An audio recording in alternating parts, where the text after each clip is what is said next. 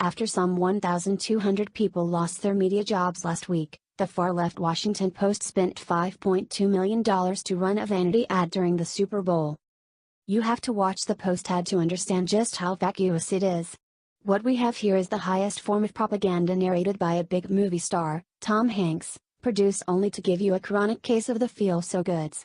When we go off to war, when we exercise our rights, when we soar to our greatest heights, when we mourn and pray, when our neighbors are at risk, when our nation is threatened, there's someone to gather the facts, to bring you the story, no matter the cost, because knowing empowers us. Knowing helps us decide. Knowing keeps us free, he added. Notice how the ad's only example of terrorism is Oklahoma City and not either attack on the World Trade Center or the Pentagon or any one of the more recent Islamic terror attacks on our homeland, because democracy dies in darkness, or something. Here's my idea for a Washington Post ad that is actually fact-based, and I would like Robert Davi to narrate. Narrator: who do we count on to bring us the fake news from so-called reporters who call us rubes, to hand its faith column to a practicing occultist, to publish the lies about the Russians hacking our electric grid, to blame President Trump for hurricanes, to sentence us to a lifetime of public harassment, to advocate for the hatred of all men, to call for violence against us, and smear innocent Catholic boys as Nazis. Fade up to Washington Post logo.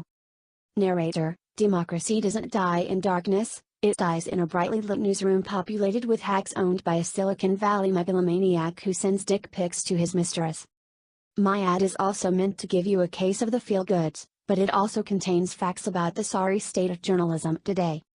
The Washington Post's ad tells you nothing about journalism, other than this is an industry so lacking in self-awareness and so comfortable living in its own swollen head that $5.2 million was spent on something for Jim Acosta to masturbate to, instead of, saving a few of those 1,200 jobs.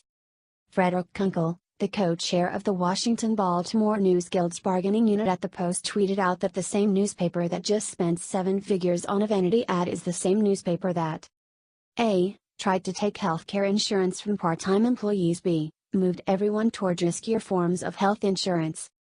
His third and fourth tweets added to that list. C. made it easier to lay people off, D. cut their severance, C. frozen their pensions and resisted the smallest enhancements to remaining retirement benefits until Senator Bernie Sanders shamed it into doing so. F. refused to add a single day of paid parental leave to its measly 4 weeks, and G. must know that other media companies, sensing trouble ahead, have been trimming staff. Correction: sources inform me Jim Acosta is unable to masturbate to anything that doesn't include his photo. We regret the error.